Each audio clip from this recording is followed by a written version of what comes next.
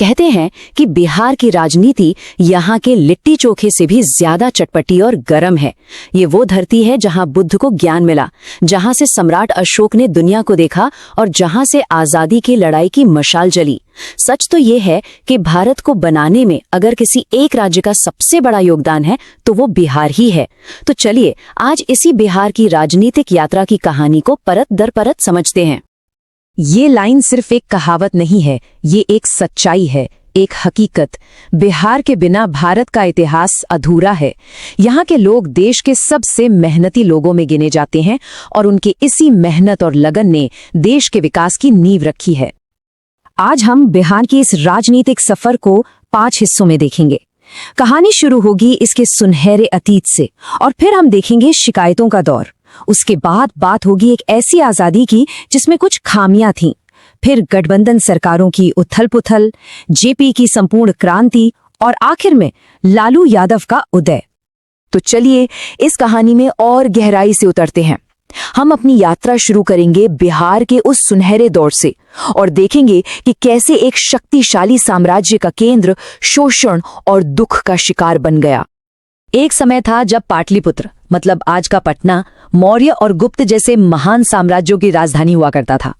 लेकिन फिर दिल्ली सल्तनत का दौर आया और बख्तियार खिलजी ने नालंदा और विक्रमशिला जैसे ज्ञान के मंदिरों को जलाकर राख कर दिया।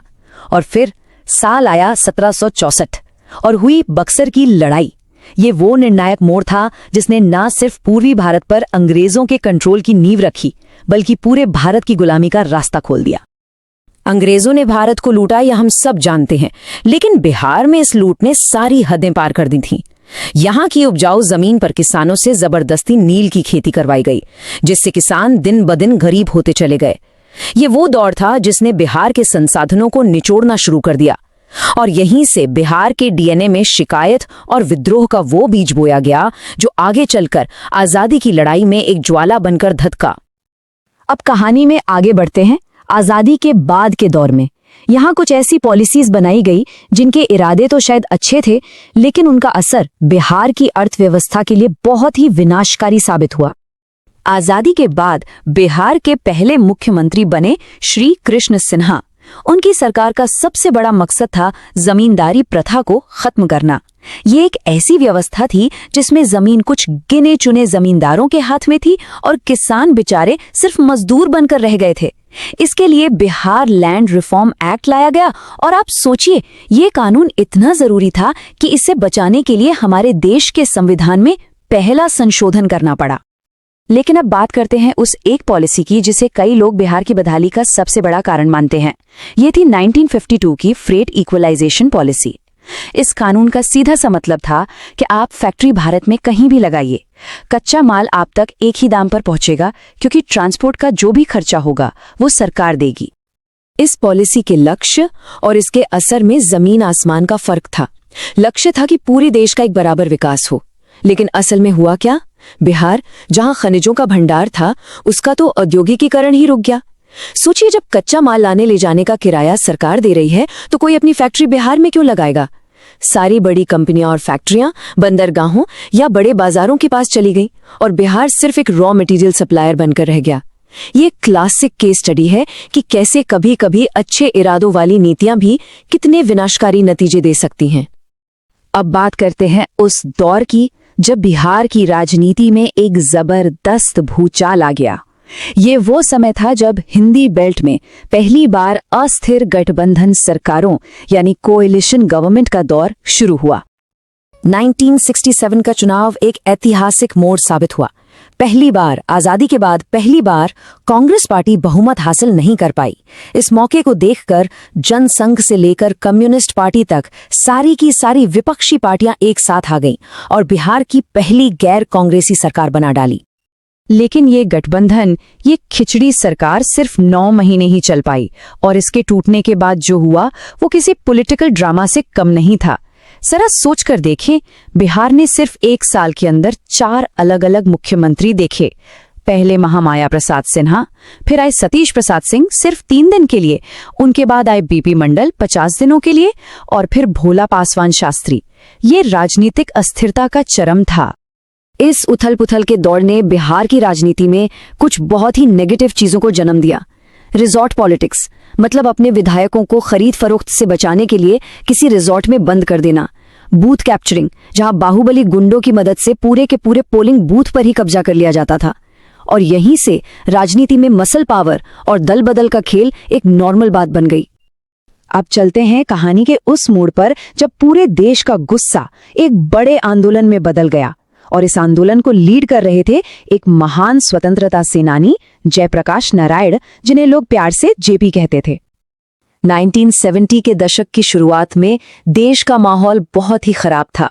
भयानक सूखा, भूखमरी, बेरोजगारी और ऊपर से भ्रष्टाचार, इन सब के खिलाफ लोगों में जबरदस्त गुस्सा था। ऐसा लग रहा था जैसे एक ज्वालामुखी फटने को तैयार है, बस एक चिंगारी की जरूरत है। और वो चिंगारी लगाई जयप्रकाश नारायण ने। पटना के ऐतिहासिक गांधी मैदान से उन्होंने नारा दिया, संपूर्ण क्रांति का।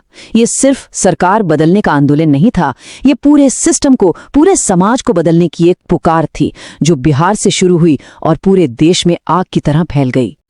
ये आंदोलन सिर्फ एक क्रांति नहीं, बल्कि एक पॉलिटिकल नर्सरी भी था।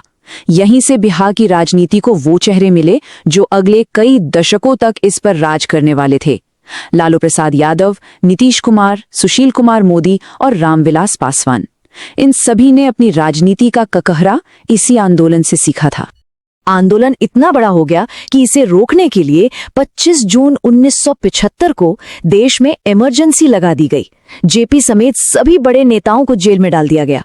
लेकिन जब 1977 में इमरजेंसी हटी तो यही बिखरा हुआ विपक्ष एक साथ आया और जनता पार्टी का गठन किया। और अब हम आ गए हैं कहानी के अंतिम पड़ाव पर। हम देखेंगे कि कैसे 80 के दशक के सामाजिक बदलावों और राजनीतिक खालीपन ने बिहार में एक करिश्माई और ताकतवर नेता के उदय का रास्ता तैयार किया।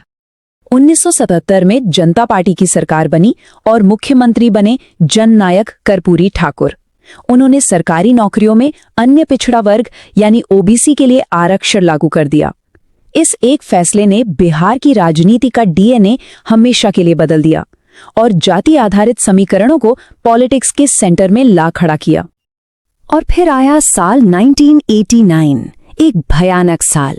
भागलपुर में हुए दंगों ने कांग्रेस के पारंपरिक मुस्लिम वोट बैंक को बुरी तरह से तोड़ दिया। वो मुसलमान जो दशकों से कांग्रेस के वफादार वोटर माने जाते थे, उनका भरोसा हमेशा के लिए टूट गया।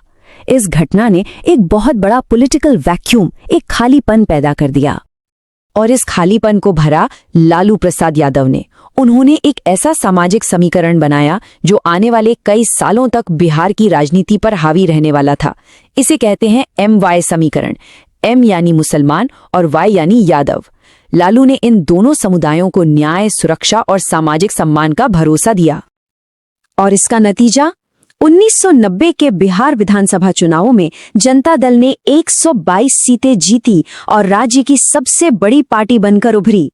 ये सिर्फ एक चुनावी जीत नहीं थी, ये बिहार के सामाजिक और राजनीतिक ढांचे में एक भूचाल था, एक नए युग की शुरुआत थी जिसके नायक थे लालू प्रसाद यादव। तो अस्थिरता, सामाजिक क्रांति और पहचान की राजनीति की ये जो विरासत है, आज भी कहीं ना कहीं बिहार की किस्मत लिख रही है। ये एक ऐसा सवाल है जिसका जवाब बिहार हर चुनाव में खोजता है। क्या बिहार अपने अतीत से सीखकर आगे बढ़ेगा या फिर उसी पुराने चक्र में घूमता रहेगा?